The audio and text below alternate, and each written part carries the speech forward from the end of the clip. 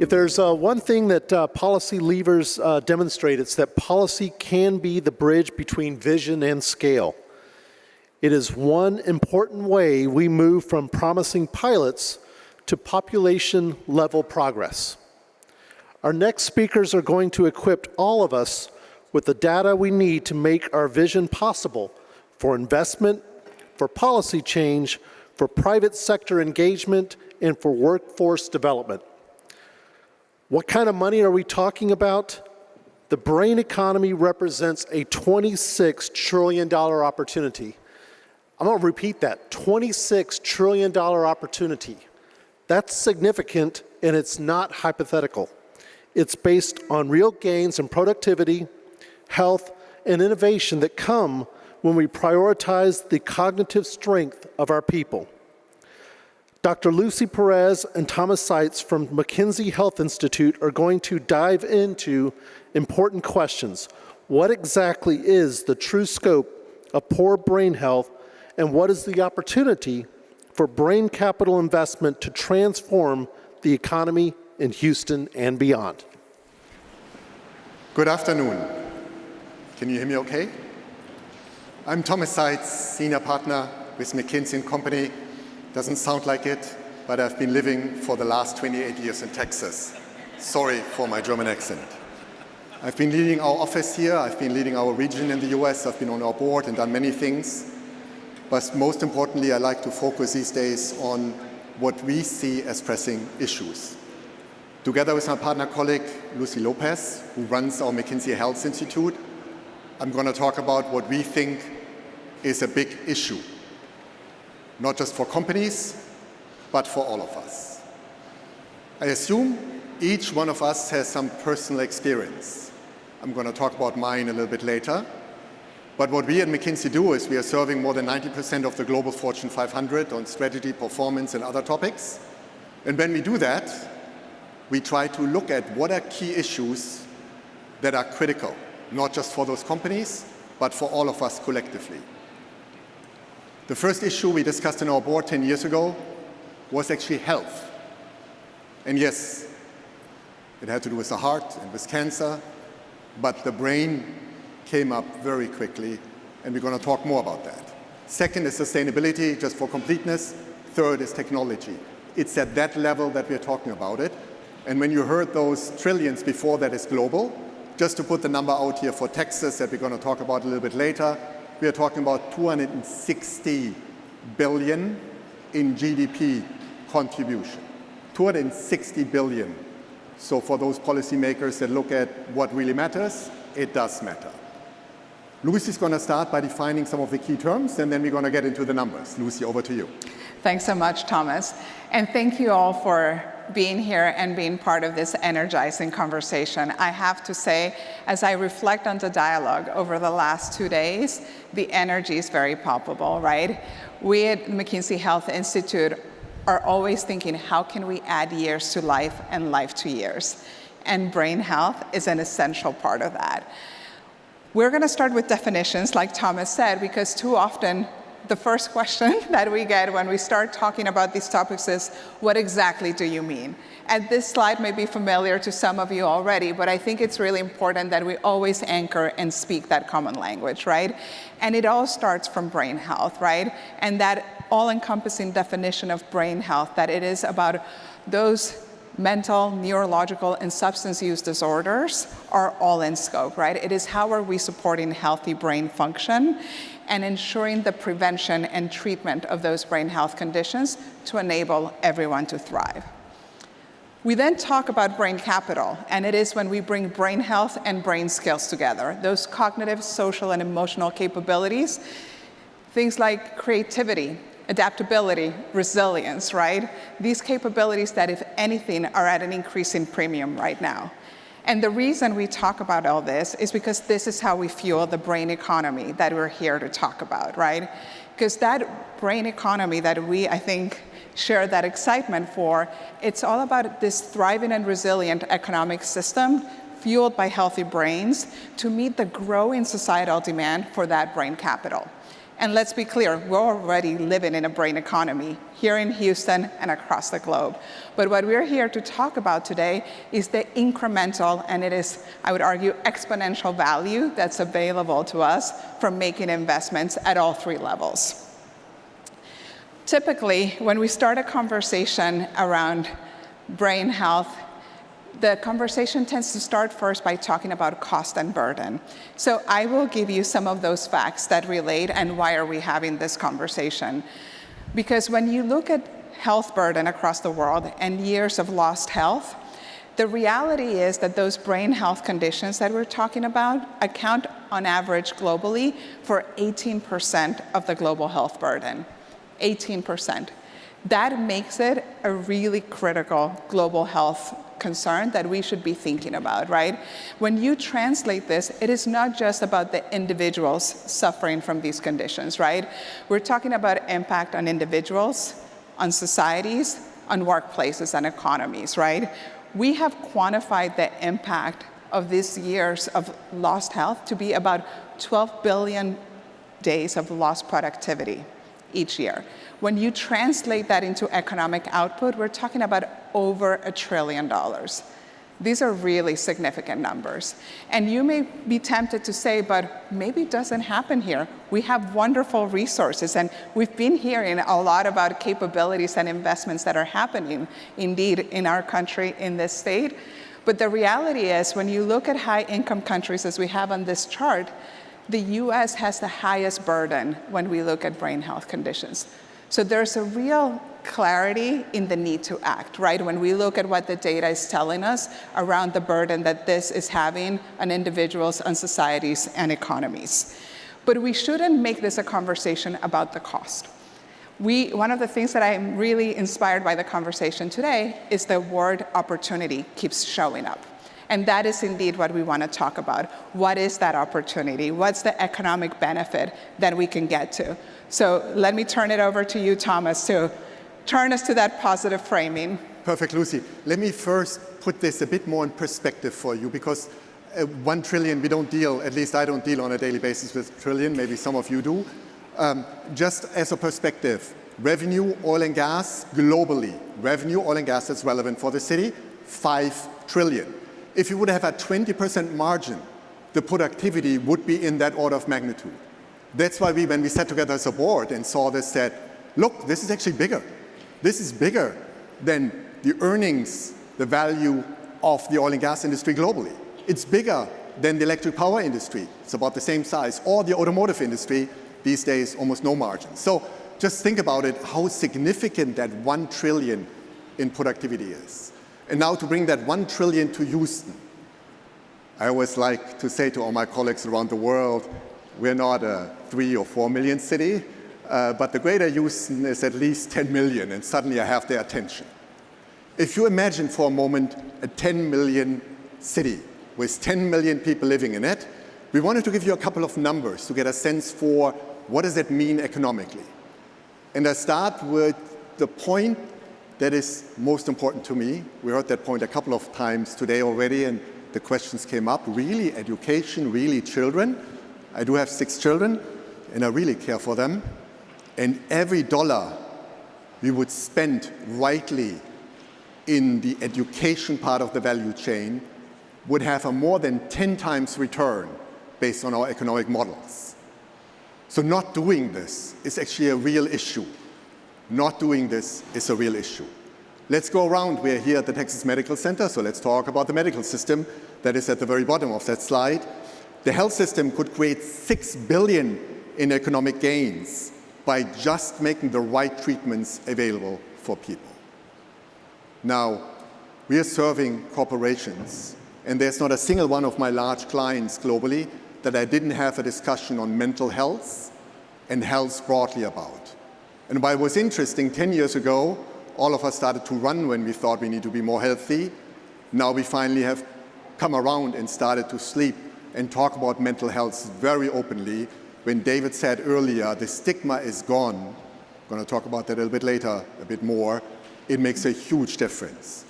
For the economy of Houston, for the large corporations, this is $6 billion in economic value annually if you could unleash it and invest thoughtfully in the brain health and that part of the economy. And then, of course, if you think about the ever-aging population, and let's just face it, in this city, and I'm always proud when I'm in Asia or somewhere else to talk about Houston, what we've done for the heart is second to none. I had the privilege of being on the board of MD Anderson. What we've done on cancer is even more second to none. Now we've got to do it on the brain. It's even more important. All of us are getting older. How can we not think about Alzheimer's? I remember sitting in the ballpark when we had the great celebration for John Mendelsohn, and Ron DePino came up and we stood together and we talked about the next future of cancer treatment and how important it is. And Ron said, I actually do think Alzheimer's is a much bigger deal. And John said, yes, much bigger deal. As we are getting more older and the body is not going to be able to deal with this terrible sickness, we've got to find a solution to this. It is costly. More than $7 billion, I do believe that's still an understatement because we don't really know how the aging population looks in decades from now. A really important topic. Now let's link this back to the numbers that Lucy talked about a moment ago. Let's again just get clear why this is so important from a pure health perspective. If you go to the next slide, you actually see the number of days due to disability that people can't be productive. And we not just did days here, we took years, disability years. Sorry, I'm a little bit ahead of myself here. That is okay. Should we just jump briefly to that? Could you jump to that slide? Because I think that's actually a very good link to this, as I just got lost a little bit in the economics here.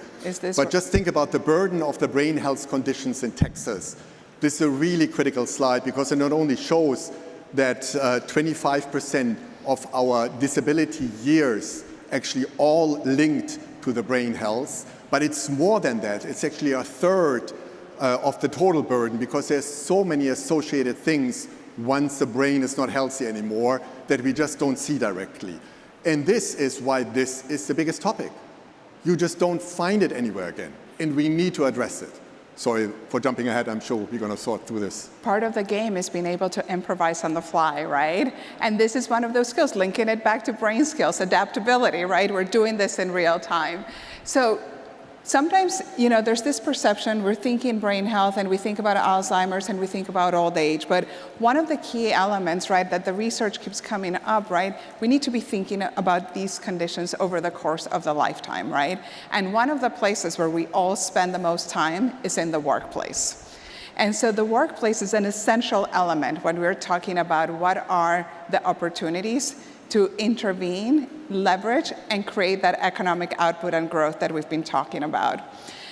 What you see in this slide, it is this desire to help bring together an understanding between what are common risk and resilience factors that exist that impact cognitive performance in the workplace, right? That impact mental health, neurological health, and the connection to the value drivers that employers care about.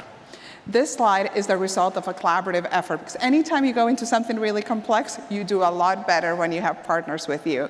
And so we at the McKinsey Health Institute have been really excited about that collaboration with several of the hosts here today, Us Against Alzheimer's and the Davos Alzheimer's Collaborative, in bringing together this unified framework. The QR code on the top, by the way, if you want to link to the tool, this capability, it's in the Us Against Alzheimer's website to learn more. And the idea here, it is really to help show the connection. Because, what the data has shown us, we ran a survey of thousands of employees across 32 different countries, different income archetypes, and looking at these countries, and the numbers are staggering. 1 in 5 employees across the globe is suffering from burnout today. And the reality is there's things, quite a few, that employers can do. And this unified framework helping connect those risk and resilience factors with the value drivers that employers care about. And it's not just about cost saving, right? It's not just about reducing healthcare costs or reducing the cost of attrition, but it's also about how do you enhance creativity? How do you drive greater productivity? All of these elements make a very meaningful difference. And now let's try to understand what does it actually mean for the skills that are being needed in the future. We talked about the health and some of the negative effects.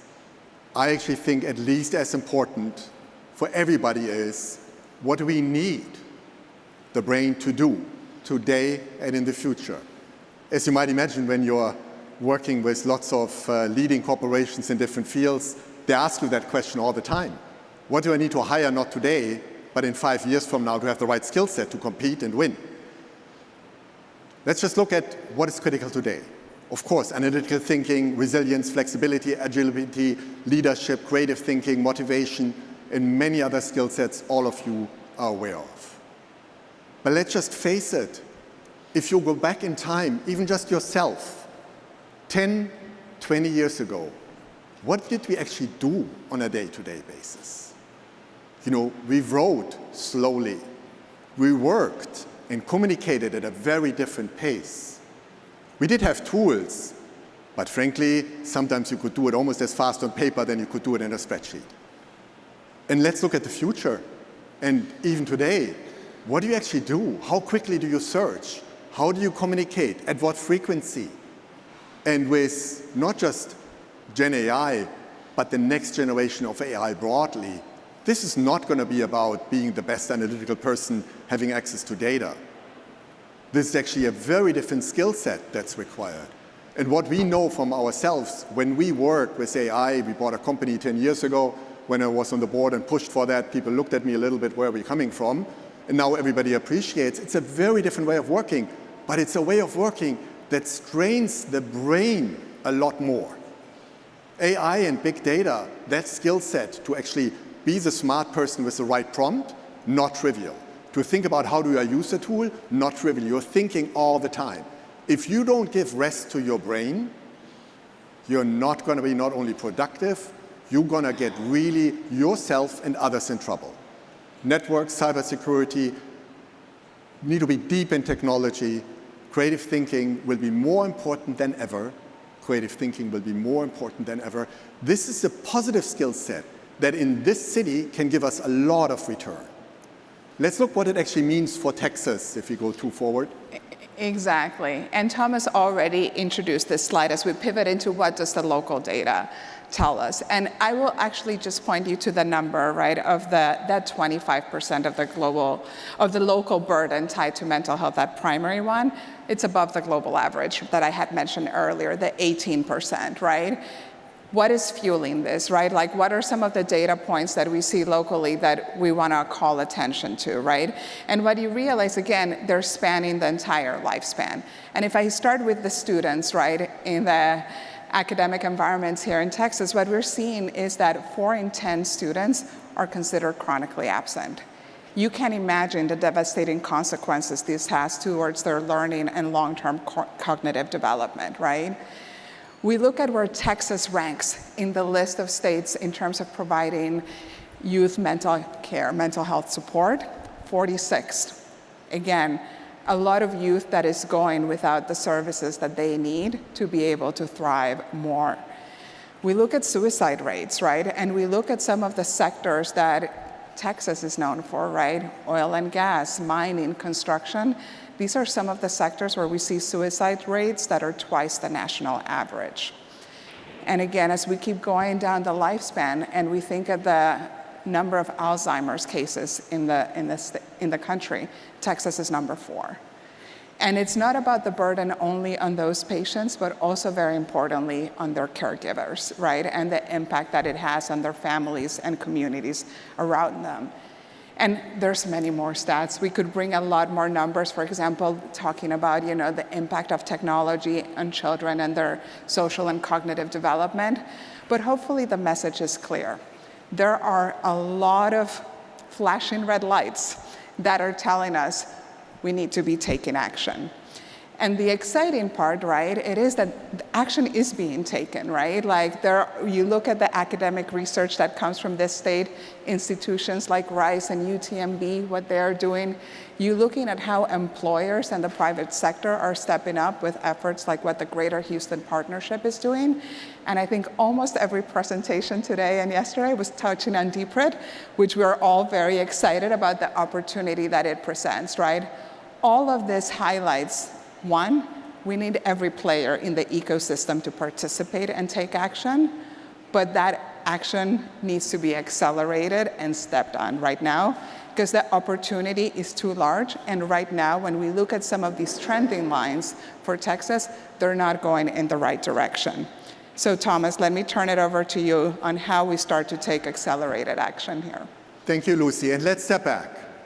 Let's assume for a moment you and I would have to fix an industry. We've been working with many of the players, for example, the manufacturing industry in the US. What a great example. What would we do? And what would be the lessons learned from similar efforts around different geographies? We applied this framework to what we are seeing here and came up with 4 different success factors that are absolutely critical. We need to avoid fragmentation. Right now, many of these efforts are very singular, very focused. Reminds me a bit what I found 20 years ago when I came to MD Anderson. Sorry, I hope I don't offend anybody. And we talked about the future of data on cancer cure, and it was very clear the more data you would have, the faster we would collectively win the race. The faster we would collectively win the race. We didn't even have real good access to our own data, yet alone synchronizing it. Some of those data sets were duplicated and didn't match. So we had to clean that up, and we were proud that I had the privilege of leading the global oncology part of this one to broaden this beyond HOCOM. Was very clear, getting to a data set much bigger than the patients that were coming into HOCOM was actually the solution, not for the patients today, but for the patients 10 and 20 years ago. These are the benefits that you and I are getting now. Now being fragmented on these initiatives and not collectively looking at brain health, just treating the symptoms when all of us getting old, not helpful. The lack of data, I already talked with a cancer example around it, nothing more important, in particular today. If we do have the data, if you have it consistently, we do have access to it. And by the way, from a medical perspective, we do have access to it, but from a commercial perspective as well. It will create the platform for lots of great opportunities, innovation, and startups around it. And it definitely does need funding. And you wonder a little bit when you look at the size of the productivity gap, and then that small piece of funding here. I mean, if you look at the Texas surplus right now that we are generating, you just wonder, we can do this alone as a state. I mean, why wouldn't we get around it? Need for a defined roadmap. I'm sure that will be a point, I'm looking at Eric here, we'll do the next session, that when you talk about how do you kick this off and get to the next stage, nothing is more important than a prioritized roadmap. What do we do first because it has the highest return? How does it link to everything else? How do we look at this over time so we really address all the issues from early childhood to Alzheimer's for all of us once we are part of the aging population? Now, why here? I mean, of course here because I'm in Houston and I love the city. You love it. But Houston is a very unique place to not wait but lead. Why is it a unique place? All of you know we have the world-class medical center. We're standing here. This is TMC. This was just an infrastructure company, and look what Bill made out of it. And I'm sure he could be spearheading something very significantly here because it's such a big theme. But it's 66 medical institutions. It's hundreds of thousands of beds. When we worked with the TMC during COVID to manage those beds, you can see the power of this institution that is second to none, not in the United States, globally. It's well more than a factor 2 on any dimension, no matter what we compare it with. And we in Texas are humble and sometimes look to Boston and other places. No, we shouldn't. We should be leading. We are leading on neuroscience. We are leading on AI. Many companies we have here are leading on sections of AI that are so critical to get to the next frontier here. We have probably the strongest public-private partnership of any cities. What we did on the energy transition that I'm going to talk about is unprecedented. Unprecedented. You would not find that in any other city. And then we are the most diverse city in the United States. Look, even somebody like me with a strange German accent can become an office manager some 20 years ago. Just imagine, isn't that crazy? It is very diverse. Talent is valued no matter where it comes from. And that diversity is the right breeding ground to get initiatives, not just rockets to the moon off the ground, but get big initiatives launched. So let's really be bold and create something unique. When Bobby Tudor and Bob Harvey and I connected during COVID about the biggest challenges for Houston, we were actually quite worried. We were worried about employment. Due to the energy transition, we were worried that depending on what would happen, we might lose jobs here in the city and wouldn't look all that bright. When we dug much deeper, we found it's actually not a negative message. We can attract a lot of talent. We can attract a lot of business and opportunities by looking at that energy transition that long-term all of us will be on and push this through. The chair envisioned a very small initiative. We were quite bold, and I literally remember the session when I said, look, this should be 100 times as big. Why don't we just ask everybody not for a couple of thousand, but for 1 million to participate? And we got all the large corporations to participate, and everybody who didn't, I don't think felt really great. This is still running, has created a lot of productivity for the city, has attracted a lot of talent, and by the way, put us on the map. In Davos, I could talk about energy, conventional energy before. Now suddenly everybody approached me about, oh, what are those guys in Houston doing about energy transition? It is completely different than what I expected. We put ourselves on the map. Why don't we put ourselves on the map on the brain economy? Because it does matter even more than anything I've talked about so far. 260 billion in GDP just for Texas. Lucy, over to you.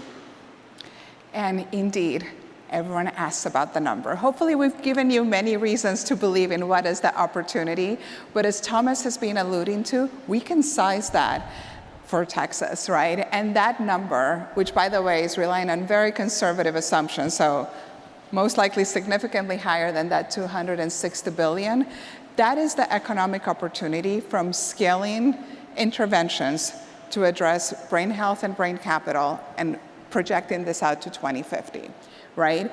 And what are some of the things that I would love for you to reflect at as you look at this number? First, the scale of the number, right? It is quite significant. But then let's break it apart. What's behind that, right? And what you see is that close to half of that number is about prevention, how we can have fewer health conditions. But this is not just, right, about the impact, again, on the individuals directly suffering from the conditions. We're also looking at levers like the impact on their caregivers, right? We're looking at how can we reduce the number of deaths, right? And so all of these add up to really large numbers. They still are not accounting for innovation, because this is the other thing that I want you to think about. We already know a lot about successful interventions. We need to be able to deploy them at scale, right? That's what gets us to this number. And imagine how this number will continue to grow with the investments that are happening now in innovation to expand our portfolio of interventions that help us close the gaps that exist today and really enable many more to live full, healthy lives, right? And so what does this require? It requires collective action. And you see that in terms of the voices that you've been hearing from for the last 2 days, right? This is not something that a single player or a single part of our ecosystem can figure on their own, right? This is where collaboration is absolutely essential, and it's collaboration with intention. This is how we need to bring together public, private, social sector, right, the government. Everyone has a big role to play, because if we take the necessary actions, right, and it all starts first and foremost with safeguarding, right, brain health, brain capital, but then how do we foster even more, right? An important part, you heard Thomas talk about data, it's measurement. We need to understand where we are, and we need to understand as we intervene, as we make perturbations in that system, what's working well, how do we scale that more rapidly, what's frankly not delivering on its promise so that we don't continue to put money behind that. And so the measurement becomes really, really important. I don't need to tell this audience, we've been talking about the need for investment, right? Additional capital that needs to be funneled here, and mobilization, right? Hopefully, with what we've shared today, it makes it a little bit more real, right? What is the opportunity at stake? We're in a moment right now, and as Thomas alluded to, we have a lot of the ingredients here. And if we get this right, it's not just about those individuals who benefit from better health, it's about the communities that are stronger, and it is also about a much more robust and thriving economy. That's why we're excited about this and the opportunity to get this right. But like I said, it is about action, and we want to make sure, even in this session that we have together, we talk about how can we all take action, because literally everyone has a role to play. One of the collaborations I'm most excited about that we have at the McKinsey Health Institute is a partnership with the World Economic Forum around the 2025 Brain Economy Action Forum. And the idea is this is a series of convenings that are happening over the course of 2025 and bringing together leading voices to help shape the dialogue and put the brain economy on the global agenda. We have a lot of partners involved that I'm very excited to collaborate with, like Us Against Alzheimer's and the Davos Alzheimer's Collaborative that are here with you today. And what we're doing with sessions like this one is we want to hear from folks. So if you could please scan this QR code, there's a survey it'll take you to and a way to engage with the group. Our goal is that over a series of touch points that are happening through 2025, we're collecting ideas, we're sharing best practices, we're gathering the inputs that we need to put together a report that will be unveiled in Davos next January that really sets out the strategic roadmap to unleash the brain economy. And we cannot do it without collective action. So this is our ask of you. Thomas?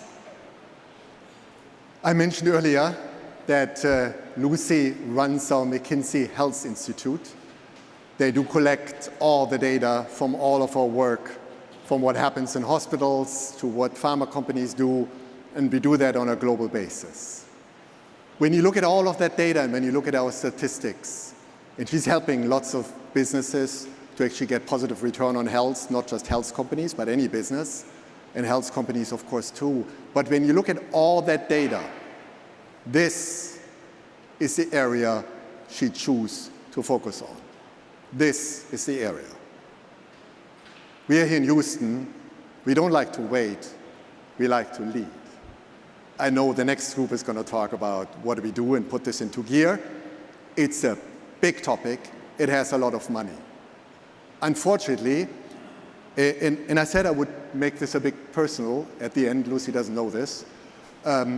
Unfortunately, you looked at those numbers.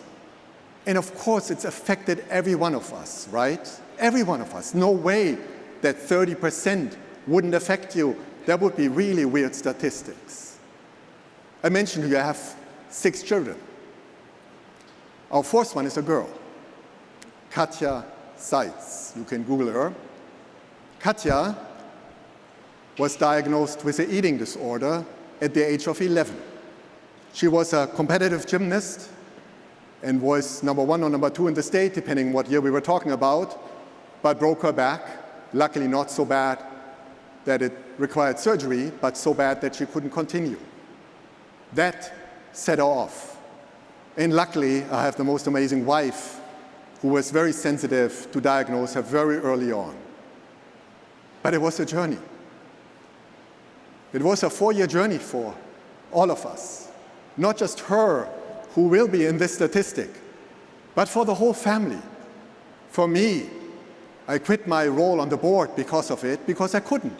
I couldn't fly around the world for our firm trying to add value and leave my girl alone. She was here at Texas Children's. Unfortunately, I know the parking space still out of the top of my head, because I probably spent at least half a year in that parking space when she was kept alive. We were in outpatient treatment. We had her in California, in Colorado, and luckily we found a place in Dallas, not because it's in Texas, which of course I love to have her closer, but because it was the best one, because that was the only one that really changed her. Changed her at the age of 16. She had lost her early teenage years. She'd lost at least a year in school, but we were grateful that she was alive. We found out that it's about 5% of all kids, more than double that for girls, that get affected. In reality, it's about 30% of the girls, as we now know, because there's a big shadow number. And as we know, the official number is about 5% death. It is much more than that. And the number of her friends that I know that are not in this world anymore is appalling to all of us, because they did not have a mother who saw that this early and did not get the right treatment. That is costly. She recovered. She finished her high school a year later here in Houston. She went to the Netherlands to study. She studied psychology. She was interviewed by the New York Times in 2019. You can read this, which I thought was incredibly bold because it's very hard. It still had a stigma back then. It still does. But she's now not only trained, she's doing her master's now to help other kids. The amount of effort it takes in this country and this state to do this well is unbelievable. And we are lacking counselors like almost no other state does. This is personal. I was lucky. I think I just married the right wife for many reasons. I was lucky. Let's not be lucky. Let's make sure those children early on get help and the right help. So this is an appeal, not just from a pure business perspective, as we always do at McKinsey, but from a personal perspective. This is actually important for us as humans. Thank you so much. Thank you.